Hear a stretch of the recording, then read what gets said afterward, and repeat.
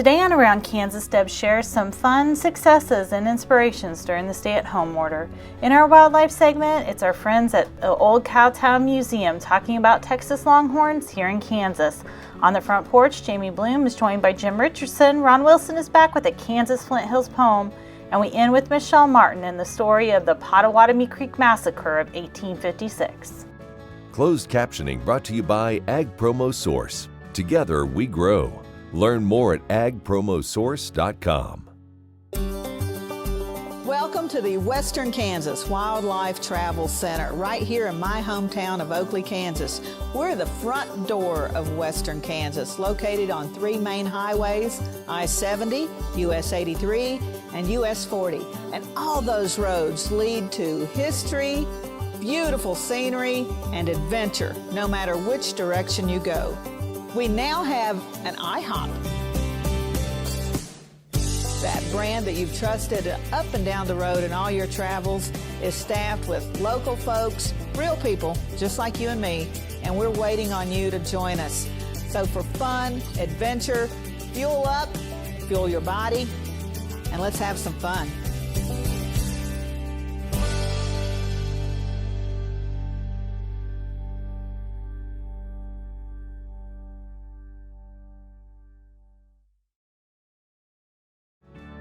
This segment brought to you by Kansas Corn. Learn more at kscorn.com. Good Wednesday morning. I'm Deb Goodrich. Welcome to Around Kansas. And I hope you had a wonderful May despite all the challenges that we have had this year. And you know, I thought of something that my granny said the other day. I do so often. And so many of my friends, and I have to admit, I've said the same thing. I cannot wait for 2020 to be over, to get on with 2021 and hopefully better times. Well, my granny used to say, don't wish your life away. And what a great sentiment that is. You know, let's all just hang in there. Let's make the best of each day as it comes and look for the blessings in each day. Well, I came across what I consider a pretty amazing blessing. I was scrolling through Facebook. You know I live on Facebook. And Nate McAllister, who is a fantastic teacher up at Royal Valley, had shared probably one of his former students, a young man who graduated from Royal Valley and is now a student at K-State, Blake Chance.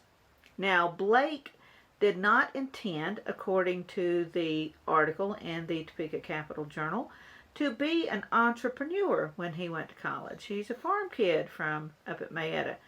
But when he got there, well, entrepreneurship just came calling.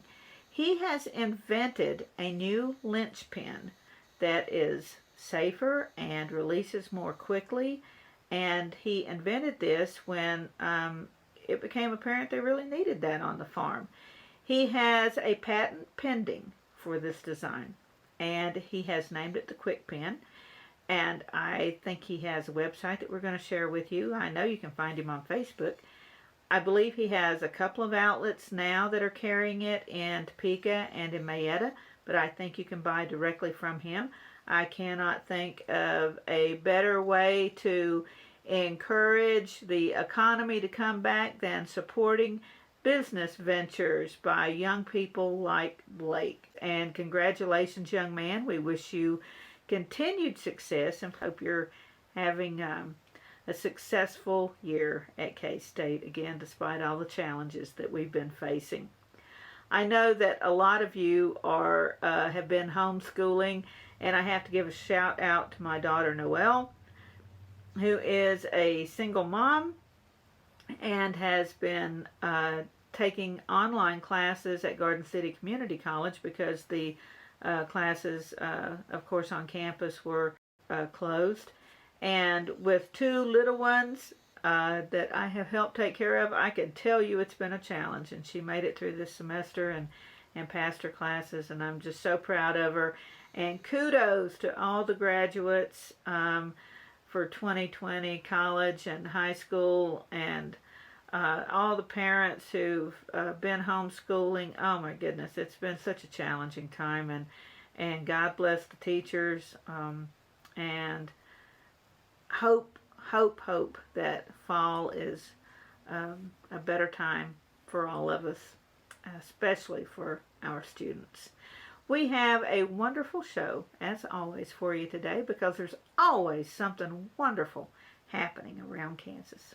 Stay with us.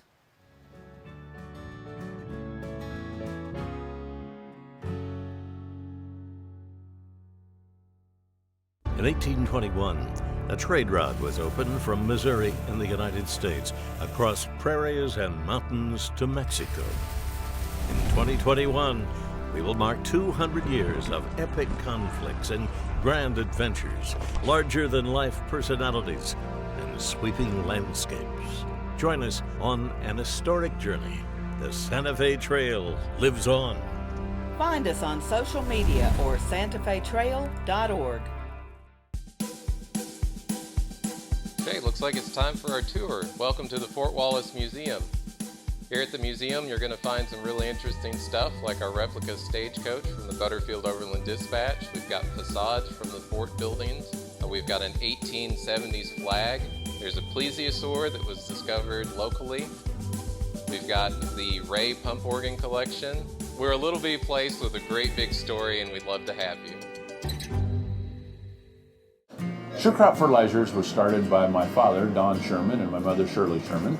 Family business that started in the 80s. We predominantly focus on plant nutrients and what we can do to give growers better responses with the fertilizer dollars that they do, and what we can do to make those things work better for that grower. We're based out of Seneca, Kansas. We work with growers in their soil analysis to figure out what they need, and then we can put those in a blend that gives them the best results, and so that we can deliver that direct to their farm so that they have those nutrients where they need them, when they need them, and so that they can apply them in a manner that's very efficient to them and works well on their planting systems and what they're doing. Surecrop Fertilizers has been around for a long time. We always say we're big enough to take care of everything you need, but we're small enough to do it quickly. You can get a hold of us at 1-800-635-4743. Our website is surecropfertilizers.com, and you can always email me at Corey@surecropfertilizers.com, and with any questions you have. This segment brought to you by the Western Kansas Wildlife Travel Center in Oakley. I know this is our wildlife segment, and you might not think this is a fit, but these animals used to be wild. Thank you to Crystal Socia and the staff at Cowtown Museum in Wichita for sharing this with us. You know, Crystal is one of our favorite photographers, and we often share her images on our Around Kansas Facebook page and have featured her on Around Kansas. And you will see from this video what a multi-talented young woman she is. So we've come here to the livery stable here at Old Cowtown Museum to learn a little bit about the strange critters that we've got over in the stockyard. Now people call them Texas Longhorn cattle. Now because they've got big long horns, they must be all boys, right? Actually not. In Longhorns, both the male and the female will have horns. In fact, our Longhorns here at Cowtown are all female, and they all have horns. Even our little baby who was born last summer, she is already starting to get her horns as well. Oh, that's interesting. Boy, they look pretty scary. Well, they can be quite intimidating with those horns. A horn span from tip to tip can be anywhere from 4 to 7 feet. And there are actually some steers who can be 9 feet from tip to tip. But Longhorns are actually a pretty easygoing breed of cow, and they're easy to get along with, easy to work, and easy to move. And they are very intelligent, so you actually see people riding them nowadays and actually using them to actually pull wagons and stuff. Huh. I assume the horns are for protection, right? Yes, they are for protection. Longhorns are the first breed of cattle to step foot in the United States, and they're the only breed of cattle who have evolved without any kind of human management. Oh, well, that's interesting. Now, we don't see very many of them around today, do we? We are starting to see more and more of them. They fell out of popularity in the early 1900s because their meat is so lean, and people are wanting the more fattier meat so they can have that bigger, yes, the bigger, juicier steaks and hamburgers. And even in the 1920s, that caused them to almost become extinct. And in 1927, the U.S. government actually set up a preservation forum in Oklahoma and in Nebraska to keep the breed from going extinct. But nowadays we're seeing more of them because people are wanting a more healthy lifestyle and a healthy diet, so they're turning back to the Longhorns. So I heard them referred to as Texas Longhorns. What are they doing in Kansas? They were brought up from Texas, and the cattle drives up to places like Kansas to get them on the railheads to ship them north so that they could provide the meat up there. So they were brought up that way. Why didn't they use their own cows back east? They did not have the cows back east like they had down in Texas. In Texas, these were abundance in Texas, and Longhorns are actually great at being able to be moved because they can go long distances without food and without water, and they've actually adapted to grazing on grounds that other cattle cannot graze on. Very interesting, very interesting. Well, Crystal, thank you very much. This is very, very interesting. I'm sure this will satisfy a lot of our guests' curiosity about these strange animals that we have here. Yeah, you're very welcome.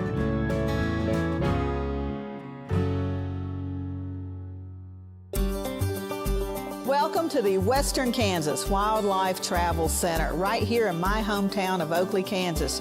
We're the front door of Western Kansas, located on 3 main highways, I-70, US 83, and US 40. And all those roads lead to history, beautiful scenery, and adventure, no matter which direction you go. We now have an IHOP. That brand that you've trusted up and down the road in all your travels is staffed with local folks, real people, just like you and me, and we're waiting on you to join us. So for fun, adventure, fuel up, fuel your body, and let's have some fun.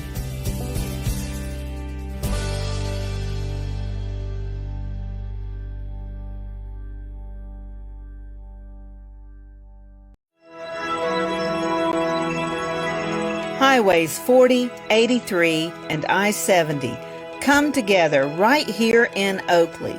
Roads that lead to businesses, to magnificent rock formations, to scenic vistas, to places where legends were made. Roads that lead us home. Discover Oakley, the gateway to Western Kansas. The Kansas Wheat Innovation Center in Manhattan is rediscovering ways to get improved varieties and new genetics in the hands of farmers faster. Grower-led and checkoff-funded research initiatives are bringing about positive change. This grassroots leadership provides a strong voice in Topeka and Washington, D.C. Now is the time to partner with Kansas Wheat in moving wheat forward. Kansas Wheat Commission and Kansas Association of Wheat Growers. Farmers investing in their future and yours. Log on to rediscoverwheat.org. This segment brought to you by Bob Schwartz Financial. Values, commitment, transparency.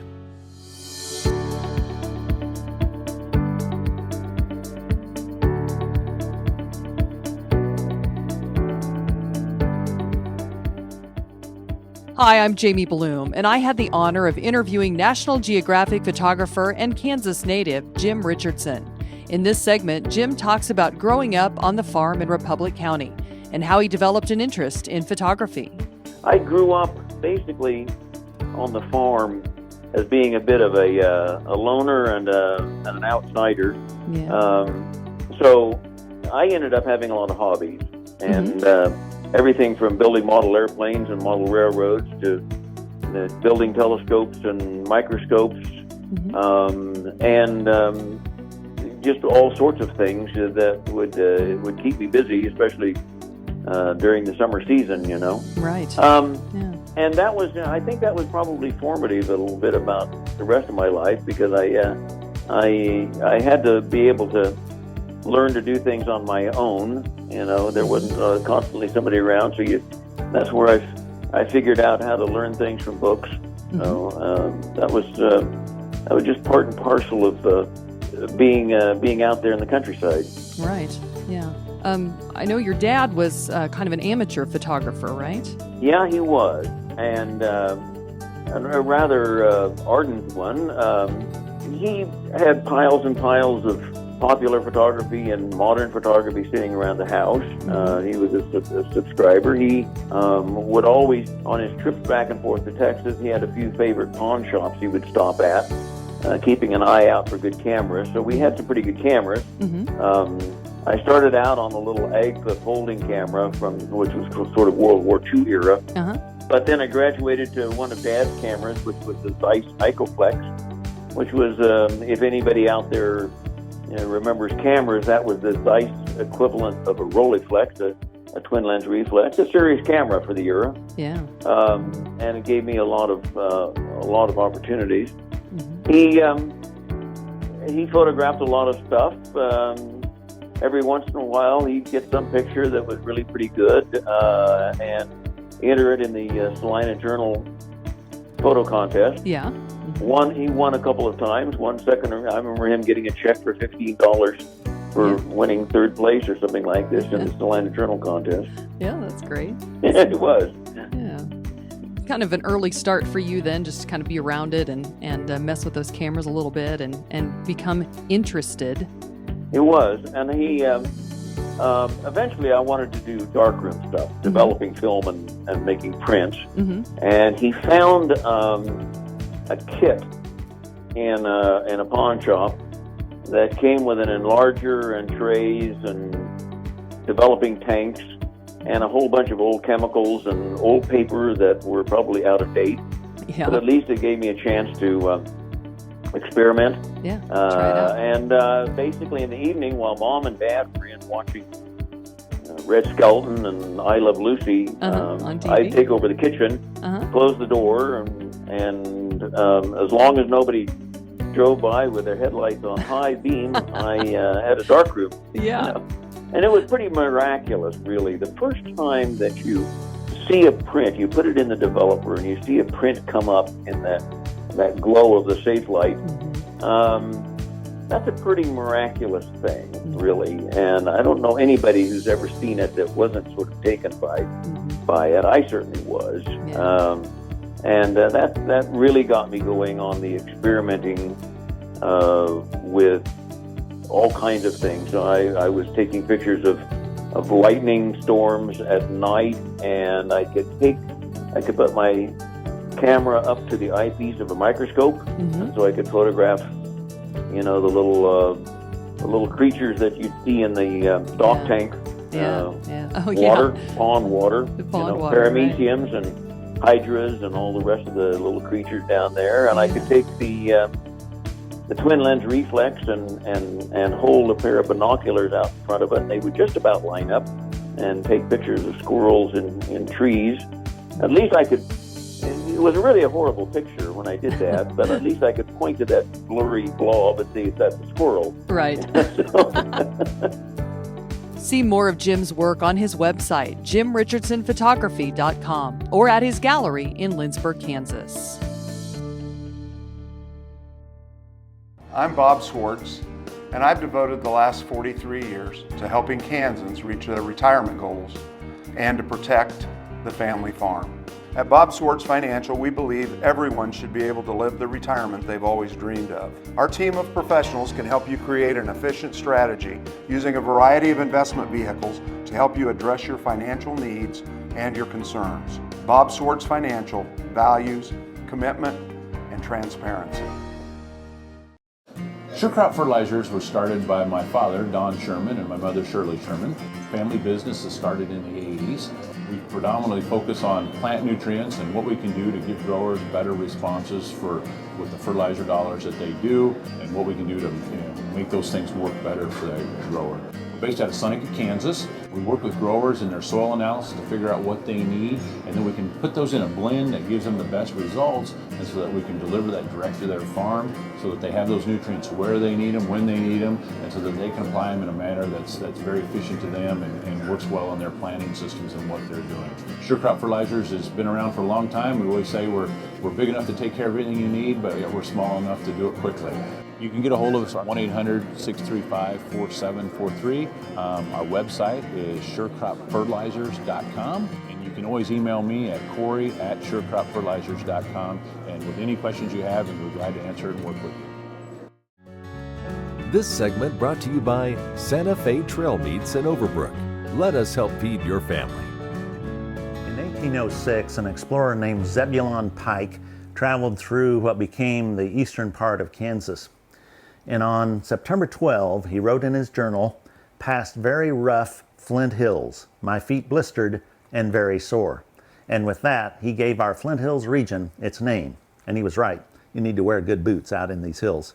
This poem is titled "The Kansas Flint Hills." A traveler leaves Kansas City, going west on interstate.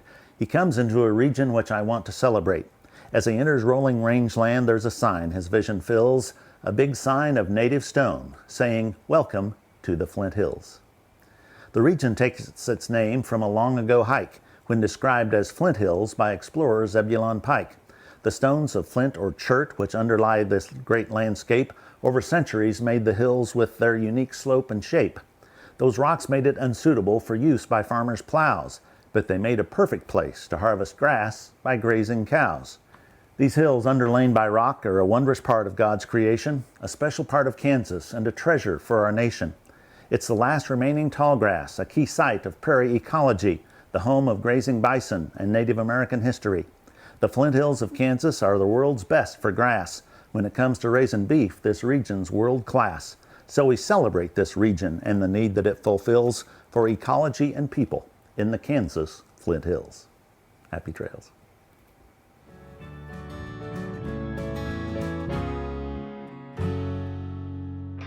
Next time you see a beautiful field of corn, reach out and thank the farmers who work tirelessly to raise corn for livestock feed, renewable fuels, and exports to feed a growing world population. The farmers on the Kansas Corn Commission work for Kansas Corn with grower-funded checkoff dollars that support foreign and domestic market development, research, promotion, and education to expand opportunities for Kansas farmers. To learn more, visit kscorn.com. Kansans have a new choice for Medicare supplement insurance plans. With Medicare supplement insurance plans from Kansas Farm Bureau, you have access to 4 levels of coverage, affordable rates, and service from an organization that's served Kansans for more than 100 years. For more information on Kansas Farm Bureau Medicare supplement plans, including rates and to apply, visit kfbhealthplans.com.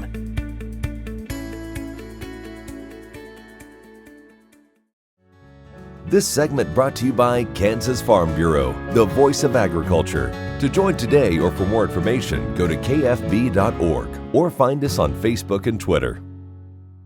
My favorite era, and I believe the most compelling era of study in American history, is territorial Kansas, what became known worldwide as Bleeding Kansas. And Michelle has studied that as much or more than I have. She has often portrayed characters from that time, people who lived in Kansas during those tumultuous years. And she brings us a pretty heartbreaking but very important story from our past today. Good morning, Michelle. Good morning, Deb, and good morning to all our viewers. Springtime 1856 in territorial Kansas brought with it the renewal of life after a very harsh winter. For some residents living along the banks of Potawatomie Creek, however, that spring meant death and sorrow. Today, let's learn more about the Potawatomie Creek Massacre. The evening of May 24, 1856 ended like usual for the men, women, and children living along the banks of Potawatomie Creek in Franklin County. When darkness came and they settled in their beds, little could they know their lives would be forever altered. With his 5 sons and 3 supporters in tow, John Brown made his way along the creek looking for Dutch Henry's Crossing and the Sherman brothers, pro-slavery advocates, and others who supported the cause of slavery in the territory. Brown sought revenge for a pro-slavery raid on the Free State stronghold of Lawrence just weeks earlier. On this dark night, he would strike a blow against those he held responsible for the sack of Lawrence. When Brown's men rapped on the door of the Doyle family, farming folk from Tennessee who owned no slaves, they claimed to be with the Army of the North in search of information. When James Doyle answered the door, he and his sons William, Drury, and John were taken prisoner by Brown and his men. The impassioned pleas of Doyle's wife Mahala struck a chord with the men, and they spared her youngest son John. Soon after, Mahala heard gunfire and the sounds of men moaning and groaning. After visiting the Doyles, the group made their way to the cabin of Allen Wilkinson and his wife Louisa. The pitiful cries of Louisa, who was sick in bed with the measles, did not sway the men. They led her husband away. She never saw him alive again. Not finished, the men made their way to Dutch Henry's Crossing to the cabin of James Harris. There they interrogated a group of men, asking if they had participated on the raid in Lawrence. Brown did not find William Sherman's answers to be truthful. He was taken away, killed, and his body dumped in the creek. By dawn's light, Mahala Doyle discovered the bodies of her husband and sons. After gathering them for a proper burial, she packed up her children and their meager belongings and left their Kansas home. She and her son John would both testify about the events that took place on the banks of Potawatomie Creek. She said that fear of myself and the remaining children induced me to leave the home where we had been living. We had improved our claim a little. I left all and went to the state of Missouri. Eventually, they returned to Tennessee. The events on the banks of Potawatomie Creek showed how precarious life was for the victims of territorial political violence, and that women and children, regardless of their political views, were not immune to its ravages. When John Brown was captured after his ill-fated raid on Harper's Ferry in 1859, Mahala Doyle penned a letter to Brown and shared that her son John desired to be present at his hanging. While en route to see Brown hanged, a landslide blocked the path of his train, and he missed the execution. I hope you enjoyed our look at territorial Kansas history, and that you'll join me for another historical adventure somewhere around Kansas. Thank you for sharing your Wednesday morning with me. I'm Deb Goodrich, and I'll see you somewhere around Kansas. Closed captioning brought to you by Ag Promo Source. Together we grow. Learn more at agpromosource.com.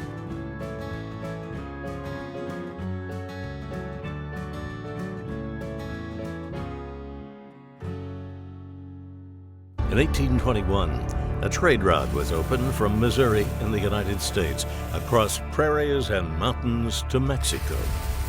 In 2021, we will mark 200 years of epic conflicts and grand adventures, larger-than-life personalities, and sweeping landscapes. Join us on an historic journey. The Santa Fe Trail lives on. Find us on social media or santafetrail.org. Okay, looks like it's time for our tour. Welcome to the Fort Wallace Museum. Here at the museum, you're going to find some really interesting stuff like our replica stagecoach from the Butterfield Overland Dispatch. We've got facades from the fort buildings. We've got an 1870s flag. There's a plesiosaur that was discovered locally. We've got the Ray pump organ collection. We're a little bitty place with a great big story, and we'd love to have you. Watch Ag AM in Kansas online at agamandkansas.com.